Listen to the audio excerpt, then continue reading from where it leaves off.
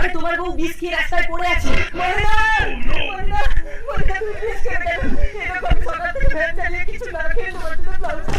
মহিলা চলো আমি তোমাকে হাসপাতালে নিয়ে যাবো। লালটু না এলে আমি হাসপাতালে যাবো না। তাহলে লালটুর জন্য তুমি আমাকে তোমার শরীরে স্পর্শ করতে দাও না। তুমি আমাকে ভালোবাসো স্বামী?